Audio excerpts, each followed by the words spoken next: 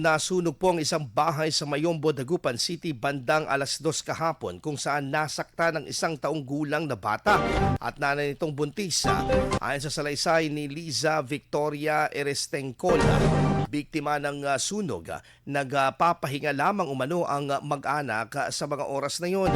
Gumamit lamang ng banyo si Liza, ngunit pagbalik nito ay nasusunog na ang kisame ng kanilang bahay. Nandun sa loob yung anak ko, saka yung apo ko, tayo yung apo kong mali sa kayong isa, kakatapos lang naligo yung anak kong buntis na kaiga doon.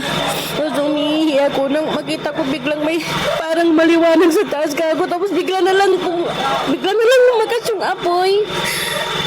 Yung anak ko na, nagtitili na. Tapos lumabas sila, akala niya, dala na niya yung maliit. Hindi pala na. Ngayon sa loob kayo, pumasok ulit yung anak ko sa kako. Wala akong makita, puti-puti yung ilalim. Kaya nagawa ko na lang, nahila ko lang yung anak ko palabas.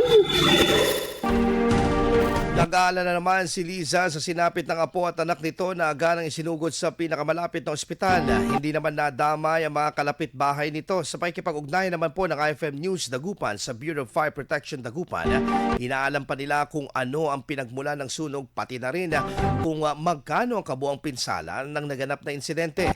Nanawagan naman si Liza ng tulong para sa pagpapagabot, pati na rin sa pagsasaayos ng mga nasirang gamit ng kanilang bahay.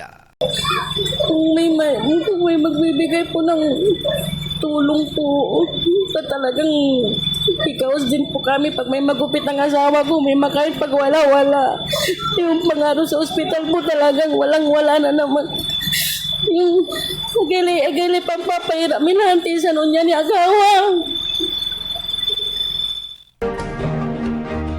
Sa ngayong umaga po, Idol, ipinarating po ng lola ng isang taong gulang na bata na pumanaw na po ang kanyang apo.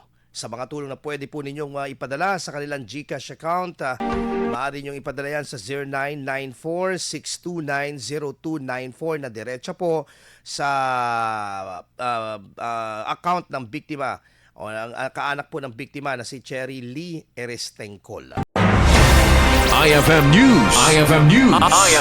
IFM News.